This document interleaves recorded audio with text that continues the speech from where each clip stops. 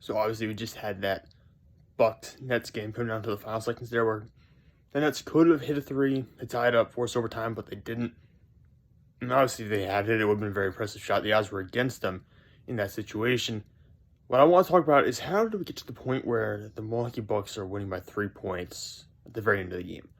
So, Nets leading by one. Jrue Holiday makes a nice spin play, gets in for a layup. It's a great play. Fantastic for the Bucks. I have some questions for how the Nets defended that.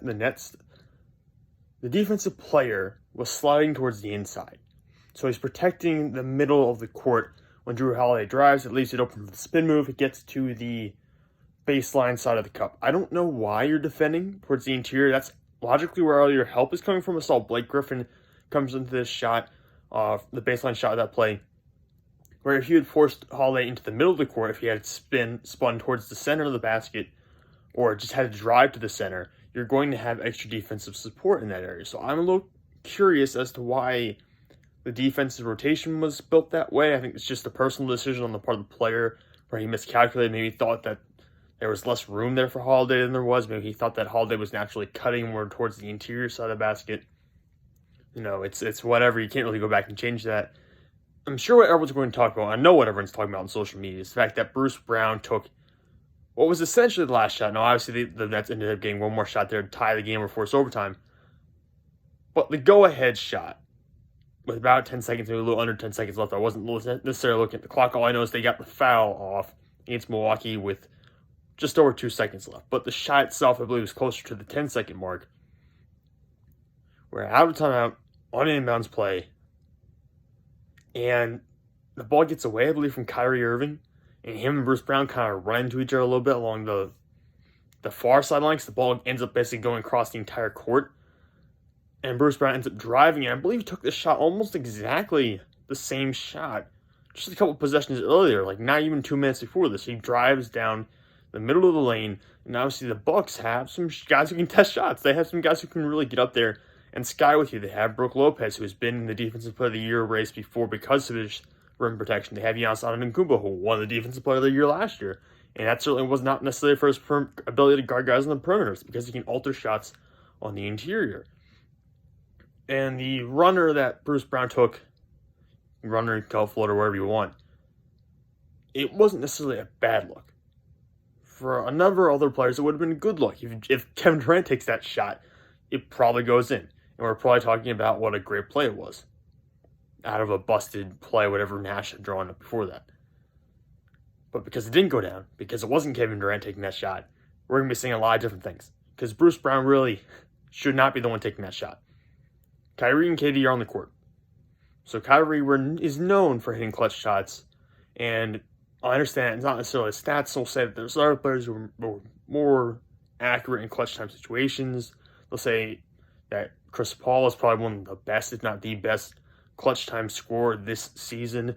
LeBron James, I believe, has overall and during his career a better clutch time field goal percentage than Kyrie Irving. But we know Kyrie can hit the big shot. And we know for a fact that Kevin Durant is arguably the best scorer in the world right now. So, well, I would say definitely the best scorer in the world, arguably the best player in the world when healthy. So, you got those two guys out there. You have Joe Harris. Joe Harris, I think, was only like 1 for 11. Maybe he did not have a good night. I don't know exactly what the score, what the field goal percentage was for him, but it was not good. It was not a good outing for Joe Harris. So I can understand if you didn't want to give him that shot. But in an ordinary situation, Joe Harris is one of the best three-point shooters in the game. And if he hits a three-point shot in that situation, I believe you're up 2. And, you know, that puts you in a very good situation to go back now and defend Milwaukee, who doesn't have a star player that's really great at shooting threes anyways. So, you would love to get the ball into Joe Harris's hands, Kevin Durant's hand, Kyrie Irving's hands, and Bruce Brown had time. Like, it wasn't like he had to force that shot. He really didn't. He had the time. And he goes in, he's too eager. Maybe he gets too starstruck with a moment. Takes the same shot he had made, and he tried just a few possessions earlier. And the same thing happens. He comes up and he misses the shot. And I think part of it is because, he's significantly smaller than guys like Giannis and Brook Lopez, guys who are maybe colliding in the middle there, trying to contest that shot. And, I'm just going to go out there on a limb and say Bruce Brown's not used to taking those kind of shots in those big game moments in the playoffs. So, to me, it was just a very odd sequence of events. I think Nash might have had another timeout. I don't know why it wasn't used there, especially when the ball was being fumbled around by two Nets players on the far sideline after the ball had somehow managed to get all the way across the court. So I understand that there was still time left on the clock when Bruce Brown took the shot, which is another thing that kind of makes me scratch my head a little bit, is why would you take the shot that early when the play clock's still up that high? And I understand there was only 2 seconds left when they actually fouled Milwaukee. But to me, the whole thing, the defensive play by Brooklyn against Jrue Holiday, and then the whole offensive sequence, everything from the coaching to Bruce Brown to the inbounding of the ball, it just all seems so strange to me how it was handled. So Brooklyn loses this game. It's a very low-scoring affair.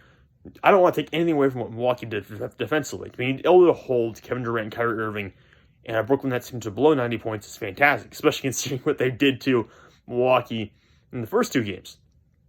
So I think you have to give a lot of credit to Milwaukee and Mike Budenholzer and the whole team just for coming together and making a statement win, having a statement win in Milwaukee, and maybe getting the series going again so it's not going to be a total blowout. But at the same time, if you're looking at the Nets, you've got to be wondering that maybe you could be up 3-0 right now. You just have to be thinking about that. So going forward, they're going to have to tighten up what the protocol is late in the game situations. You got to go to Bruce Brown and tell him, look, we appreciate you. You had a pretty good night, honestly. In terms of defensively and even offensively, you were pretty efficient. You're not going to be the guy taking that shot moving forward. It doesn't matter. Just don't be doing it. If there's anything else on the shot clock, if there's anything else on the play clock, it's not going to be you taking that shot. And it's no offense to Bruce Brown because he's really performed well, and he's probably going to get paid a pretty good penny in free agency. I forget if he's a restricted free agent or if he's unrestricted free agent, but he's going to get paid this offseason. Man, you're not the one that should be taking that shot on that team. Good player, just not the situation for you to shine. Not the right time. Maybe down the stretch later in your career, but for now, it's Kevin Durant and Kyrie Irving's show. So Brooklyn will come back, they'll make adjustments, and let's be honest, they were in this game. This is the best Milwaukee can do. Keep in mind that Brooklyn does not have James Harden. This is the best game Milwaukee can play this series, which it might honestly be. I'm still not betting on the Bucks to come back and win this thing. I still think we saw too much from Brooklyn in the first 2 games, mostly without James Harden. And even tonight, they had a realistic chance to win, and Milwaukee had a very good game defensively. I'm willing to bet that does not happen again, or at least not consistently enough through the rest of the series for Milwaukee to pull off a full-scale comeback.